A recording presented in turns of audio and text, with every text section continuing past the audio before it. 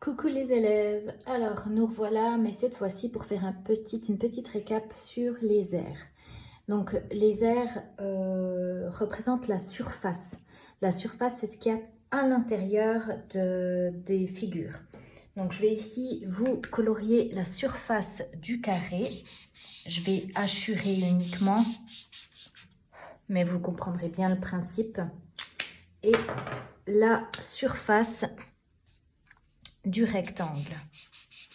C'est tout ce qui va se trouver à l'intérieur.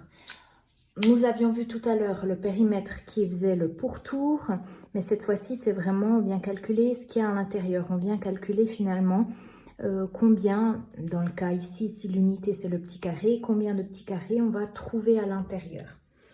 Donc, je vais vous l'inscrire ici. L'aire, c'est la surface.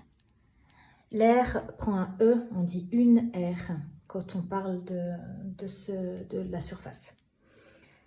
Voilà, alors comme tout à l'heure, je vais vous montrer les formules, je vais vous les inscrire, les formules des figures usuelles du carré et du rectangle. Elles sont relativement simples, en commençant par l'aire du carré.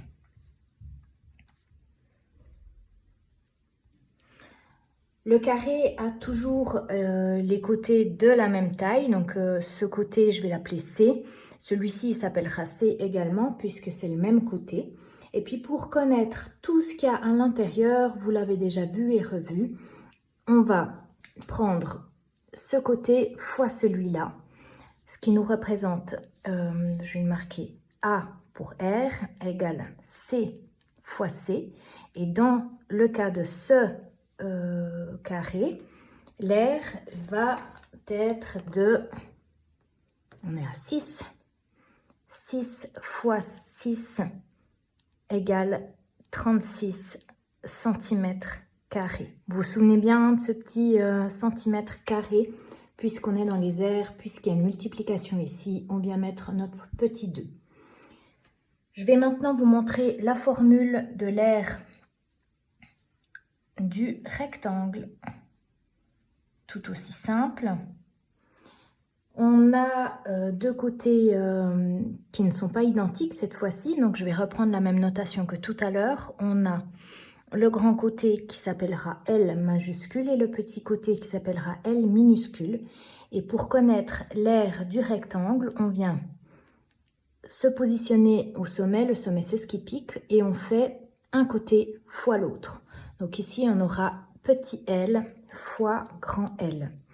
Et dans le cas présent, petit l mesure 2 cm et grand L mesure 10 cm. 2 fois 10 égale 20 cm². Voilà, c'en est donc terminé pour le rappel sur les aires et sur les périmètres.